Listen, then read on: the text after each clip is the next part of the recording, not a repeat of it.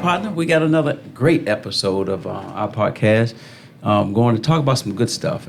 This is going to be one of the areas that I used to work in back in the days, UMIG, which is you're going to give me what it stands for. Unsolved Major Investigations Group. Okay, and again, we're going to have two great detectives who are going to introduce themselves about some of the things that great work that they're doing for our police department. I'm looking forward to it. Yeah, I am too. You know, I've never worked in investigations. I've always been in the patrol administrative side of the house, but we know what's trending on news and social media, some of the true crime stories, a lot of podcasts out there about that. Exactly. We thought we would speak to two of our detectives. Right, and I'm telling you, we got two good, seasoned detectives that are going to be talking about some things that are going on in our county that a lot of times maybe our county citizens haven't heard, or they have information that can help them out. Right. So again, this is going to be big, and I'm going to start with Chris. Chris is one of my good friends, and of course Jim is going to jump in and introduce himself. But Chris, give me a little bit about yourself. Sure. My name is Chris Humphreys. I've been with the police department for 29, almost 30 years. Been in investigations since 1998. 1998. Now where are you from? I grew up in Colonial Heights, Virginia. Went to high school down there.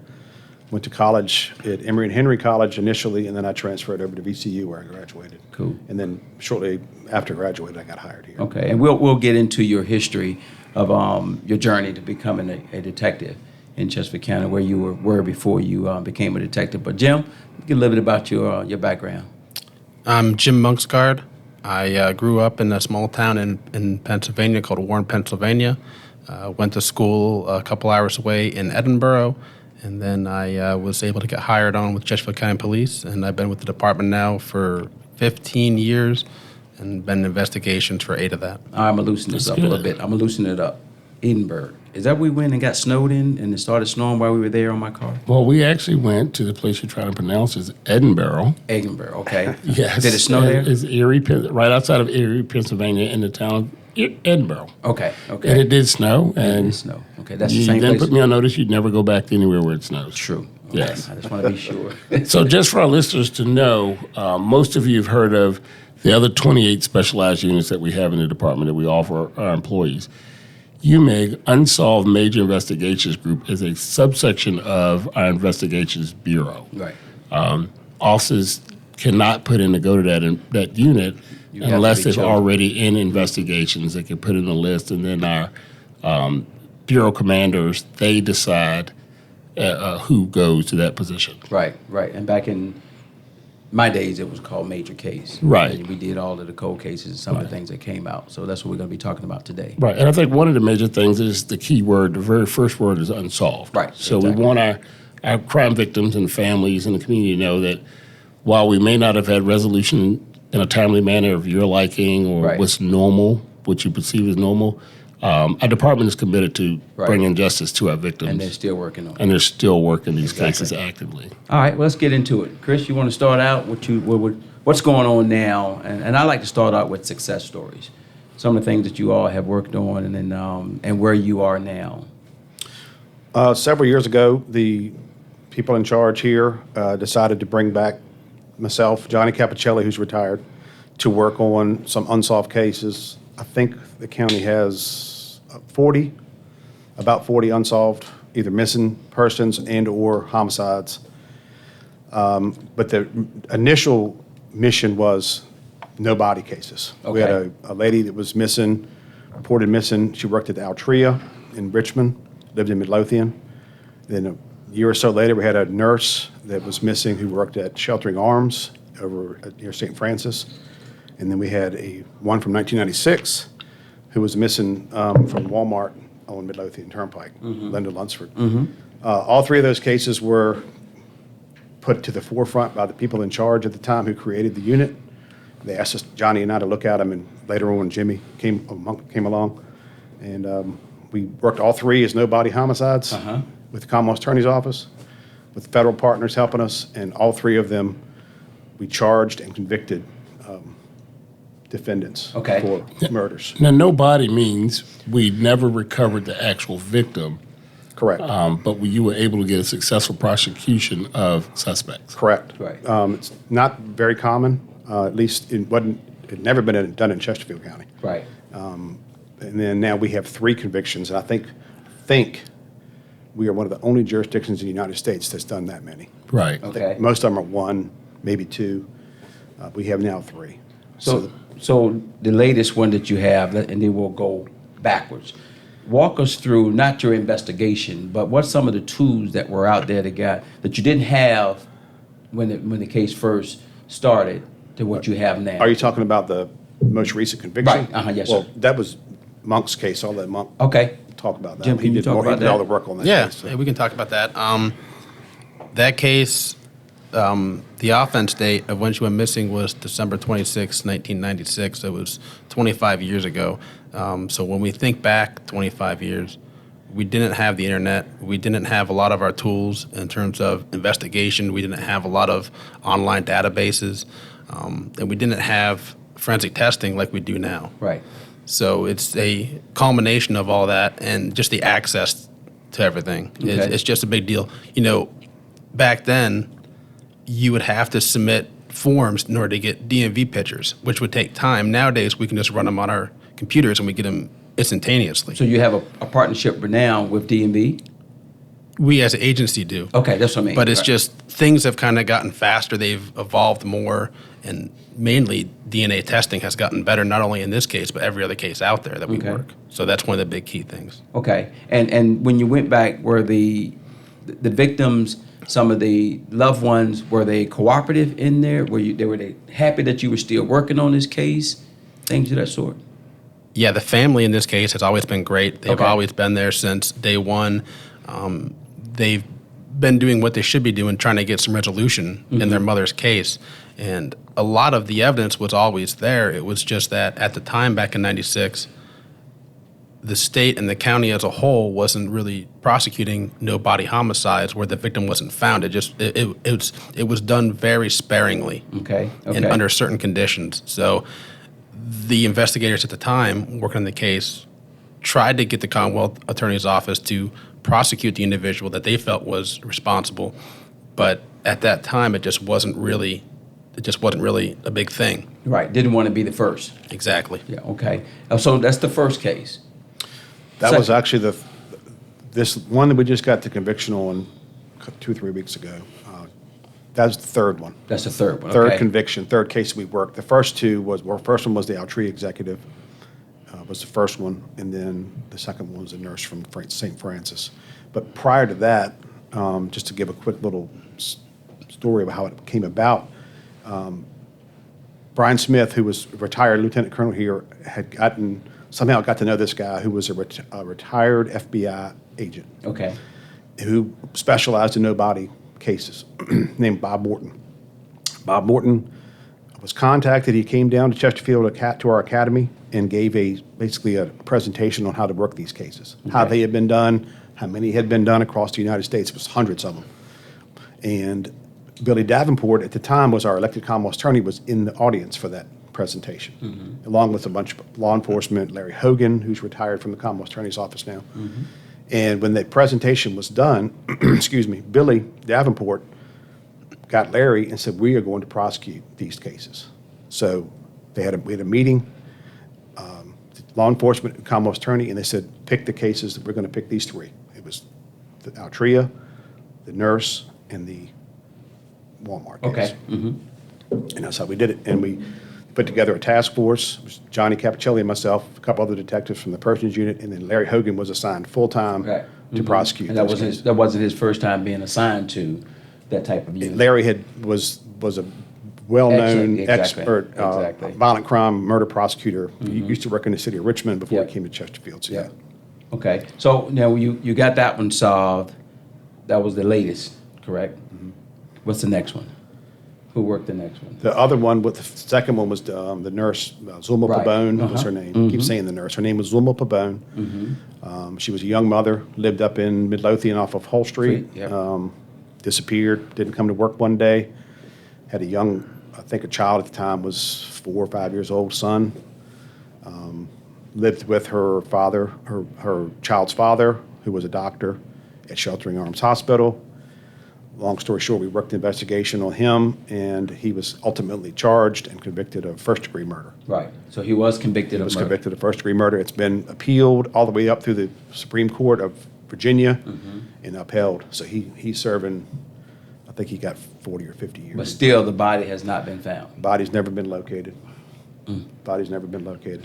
Do you have a lot of interaction with the family members, or when you undertake these 3 cases, did you go to the family and said, "Hey, we're restarting this," or "We are starting this, actively working this now"? Yeah, like any homicide, you have to try to get the family input. But these cases, especially because we basically tell them, listen, they're unconventional prosecutions. They're very hard prosecutions. May or may not be successful. And we basically say, are you guys willing to try? If y'all want us to try it, we'll do it. If you tell us no, wait till we found the body or whatever, then we'll take that into account and probably won't go forward. Right. Right. But so the family has a lot of input, and in those 3 cases, all 3 of those families were involved. Good. And they came to the trial, like the last one we just had. They were there every day. She had a bunch of children, a bunch of grandchildren, brother, sister. Her mother's still alive. Ms. Lunsford's mother's still alive. So there was a lot of input from the family. So the next one was the Altria. That was the very first one. That was the first one. So that we worked that one. Johnny worked that one. Johnny was the case agent, or Okay. lead detective. Johnny Capicelli. Same thing. I mean, she didn't come to work Okay. at Altria. She was a really high up executive. Had a bunch of meetings that day, just didn't show up. Turned out she had been dating a guy who was married.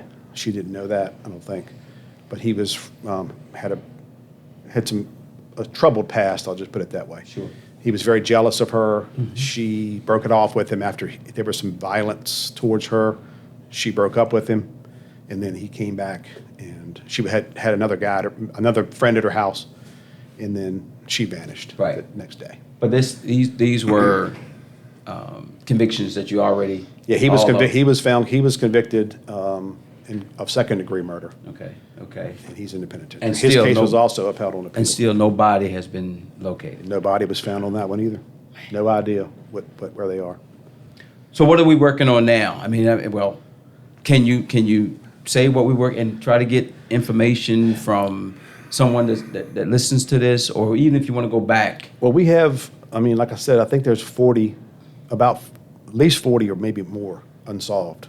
What cases in what Chesterfield. can we do to assist? Call Crime Solvers. Crime or Solvers, P3. we have Crime Solvers, the P3. Then we also have UMIG has a direct line to our office with a voicemail that we check pretty much every day.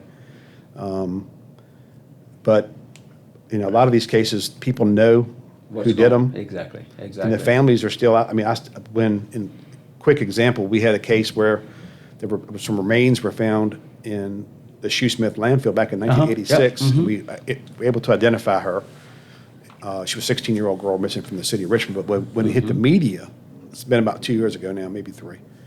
When we put her picture out to the media, we had a computer-generated image based off of her DNA. We didn't know who she was. Right. The phones literally exploded. Lit up. I've never seen phones ring that much on a Wow. case. All over the country, people were calling us. So, So when the public really comes out to give us that information, to be supportive of our efforts, it really helps. Right. yeah. And no bit of information is too small for you all to weed through and figure out, hey, where does it fall into this puzzle to try to bring resolution? Yeah, exactly. That when we got those tips on the young lady from the landfill, we were able to match up a family who had reported a girl missing from Richmond a few months prior, and we were able, actually, a Richmond homicide detective, retired Mark Williams, I think, Daryl, you probably know Mark. He reached out to me about that case as well. He helped me with it. He had worked on it in Richmond. But anyway, just every little call, every little tip, we followed up on them and ended up clearing out some other stuff that was not related to that case, but we ended up clearing some other stuff out Right. too. So. Right. So what length of time does it take to do one of these cases? Is there an average, or is it just because it's been so few of them, you don't each is different in itself, Well, I assume. He's talking about the no body specifically cases? Yes. I would say, I mean, the no body cases are very, very detailed. They're very difficult. Because you have to prove in court that the victim is dead. Right. Right. Right. That's the first hurdle you got to get over. Then you have to say, well, he or she's dead. Second is, this person, this defendant caused her to die or him to Right. die. So it's two-pronged. And then, of course, you have to have an aggressive prosecutor. If you don't have Right. an aggressive prosecutor, you can't do them. Right. And I've given presentations on these cases to other jurisdictions in the state, and they all ask me the same question. I said, until you get a Commonwealth attorney that's willing Right. to take this case on, you're not going to ever get it done. Take that 'Cause chance. it's a lot. It's a big lift. I mean, it's a lot of work. So are you all getting calls from other localities throughout the state or the country, being that you're now 3 in the last, whatever number of years have solved unfound with no bodies? Are you getting calls from other people now, other officers to get assistance? We've gotten many calls from them, other jurisdictions, other Wow. prosecutors. Johnny Capicelli, Matt Ackley, who is a Henrico County prosecutor who helped us with the Namaranian case, which was the Altria executive. He was co-counsel with Larry Hogan. We went up and gave a presentation to the FBI Behavioral Analysis Unit in Quantico on how to work these types of cases, because the people they had there at the time, I don't know who they got there now, it's just several years ago, had no experience doing them. So we Okay. just went up, gave like a little presentation on how we put our case together, basically. So let me ask this. What led you first to investigations from patrol? Why become a detective? And then after you were comfortable, I assume, in the detective division, why did you want to go to something fresh and new? Because it was fresh and new, or because it was a challenge? So you both worked in patrol. Why'd you go to investigations? I worked in patrol for the first 8 years of my career, and it was good. It was fun. It was one of those things when you're young. It's just it's kind of fun out there. You can go do whatever you want to do, and you can kind of be your own boss to some Right. extent. Right. But at times you're the first line, so you're taking the reports, and you don't always get the opportunity to work them all the way through. Right. And that was just something I was kind of interested in, was kind of seeing things through and seeing what's next once you get the initial, to working it through to developing the suspect and carrying it all the way through the actual court process. So I put in for investigations, and I was first assigned to the Crimes Against Property Unit. And I stayed there for a few years, worked with Daryl. It was a lot of fun. We had a really good group. I learned an awful lot. And after I was there for a couple of years, I went over to the Crimes Against Persons unit to kind of pursue that aspect more of those kind of crimes, which are different than the crimes against property cases. Right. So once I was in Crimes Against Persons for a while, once again, that was a lot of fun. Worked a few homicides, and just kind of liked that whole challenging aspect of those cases, because they have their own unique problems that kind of come with them. So after I was there for a few years, I put in for the Unsolved Major Investigations group. I was lucky enough to go over there, and I've been there ever since. And it's a whole new set of challenges. Those are cases that have already been worked under, using conventional methods. And sometimes you get good suspects already, and sometimes you don't have anything really. Right. And you have to start from scratch. And sometimes it's been 5, 10, 15, 20 plus years. So it's always good to get a fresh set of eyes in those cases and see what else you can possibly do with it. Awesome. Detective Humphreys? I was in patrol for, I don't know, 4.5 years, I guess. Chris is kind of old. I know. Very old. Very 4.5 years. About, I want to say it was about 4.5. I went to, back then it was a unit called the Street Drug Unit. Yeah. It was part of the Uniform Operations Bureau. Everybody wanted to go to that unit. It was a great place to work. Very aggressive, street level stuff. Had a good supervisor named Jim Herring, who's retired now. Great 2 years, about a year and a half of my life. And then I went to narcotics, Vice Narcotics, SID, Special Investigations Division. That was my first taste of investigations. We loved it. Did You know, excellent. thought we were going to, when you're a young narcotics guy, you could get all the cocaine Save out the of world. King County, and the Yeah. place is going to be empty, So we thought. So then I went to the DEA task force, followed one of my mentors, Pat McCann, Yep. over there. But then back in those days, they had a rotation, mandatory time. You had to rotate out of special investigations. So I got rotated out in 2005, and I didn't want to go back to the patrol road. I didn't want to go back to the road. Luckily, there was an opening in persons, so I went to the crimes against persons. Darrell was up there, Jeff Henson, Kate Clark, Jerry Kennan, some Billy good George was the supervisor. Wendell Payton was up there. Some good people Yep. that I learned whole lot of police work from, and it just got in my blood. Yeah. After that, it was like you work some murders and get involved in a hot case where everybody was working on them, not just me. It was Right. The whole unit would come out back Yep. in those days and work on stuff. I mean, guess they probably bringing still- DEA, bringing different organizations. whoever you could federals. get, if you brought a federal people in, if you Yes. needed them for drug cases, Yep, like the one case exactly. you had, the big case with the whole family that was killed, unfortunately. But Yep. then what got me involved with the cold cases was Johnny Capicelli and I were asked to look at the Food Lion homicide from 1990 or 91 down here in Iron Gate Shopping Center. And Johnny and I worked that with Larry Hogan as our prosecutor. Ended up charging some people, and we cleared multiple homicides in the city of Richmond. Cleared the murder, 2 murders. He was a double murder, and got a conviction on the guy who was a trigger man. He got double life sentence, and that just Put it in your blood. that got me hooked Yeah. on cold cases ever since. So. Right. Good. And these guys are good at it. They are good at it. And anything you want to add before we close that you're working on or that we can help you with? I know we got a hotline or number that we can call. Yes. Call. If our citizens would like to, or our community members would like to call in on one of our unsolved cases, they could call area code 804-717-6024. Okay. It's 804-717-6024. If no one answers, leave a message. They are dutiful about calling you back. Okay, good.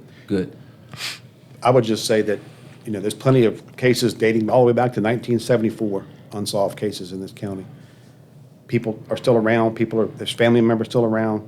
They deserve some answers. Sure. So if you know something, don't hesitate to call us. Right. You can leave your name. You can not leave your name.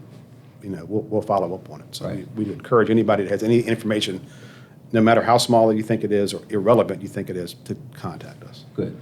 Before we close out, we have a general question we Oh, yeah. ask most of the people on the podcast that they don't know was coming. I guess similar to how Darrell told you all this was going to be 15 minutes, it's actually 30. What do you do for stress? That's a good You have some high stress jobs Yes. of dealing with families, cold cases. You have a lot of working pieces looking at what you do on a daily basis. Right. What do you do outside of work to deal with stress? I think most of us all have a good family support network. They understand that at times we work very crazy hours. Sometimes we work days straight, depending upon the information. But I mean, I'm an outdoors person. Good. I like to get out in the outdoors and do stuff. I like to go boating and just kind of get away from work a little bit and let everything kind of settle down. And then when it comes back around to Monday, it again. Good for you. Good. Detective Humphreys. Same thing. I have family support, always have. Got a young daughter, keeps me busy away from the thinking about police work with soccer and school and everything else she's got going on. I made a conscious decision years ago after she was, I don't know, she was probably a year old, maybe 2, that I used to live for the job, and then I said, I'm not doing that any longer. Good for you. Right. Good for you. So a paddleboard, Yeah. I live on the river, I got a kayak, spend a lot of time out there, so anything to get away from the job. Right. Right. And I think we all do that. I mean, even being in recruiting, well, of course you do, Elliott. But we all try to stay away from thinking about this 24/7. Everyone always say policing is 24/7. But again, you do have to relieve yourself and go do something that relaxes you and get your mind on some of the things that are going. So I commend you, brothers. I Yeah. commend you for what you're doing, and I thank you. I see you. Both of y'all have passion for what you're doing. I see it in your eyes. I see it in how you're giving these answers. So I thank you. I Yes, really do. I'm appreciative, and Yeah. I'm glad we sent Darrell to come talk to you to convince you to do this, and not myself, and got shut down immediately. Yeah. But I do want to remind our listeners again of that so important phone number. It's 804-717-6024. Solving crime takes public support. It Yes. takes just a lot of, and like Detective Humphreys and Monthcard said, we want to bring closure to these families. Sure. We want justice for them. And that's another partnership with the It police is. department when you're giving that information to help solve some of these cases that we have going on, because we want everybody to feel that this county is safe enough for you. Even if it happens, at least we can get it solved. That's right. Partner, another good one, brother. Excellent. Another excellent podcast that we're going to send out to the folks, and hopefully we'll get some information from. Yes. And we want to thank our listeners and ask you to join us again. Again, you can find us on all of our social media applications, and you can listen to us on YouTube and Spotify and wherever you find your podcast. I'd like to remind you, we are hiring for police officers, police service aides, as well as lateral police officers. You can go to joinccpd.org. That's joinccpd.org. And you do that well. Thank you. Thank you, brother. I appreciate you guys. Thank you all. Thank Thank you. you. Thank you, gentlemen.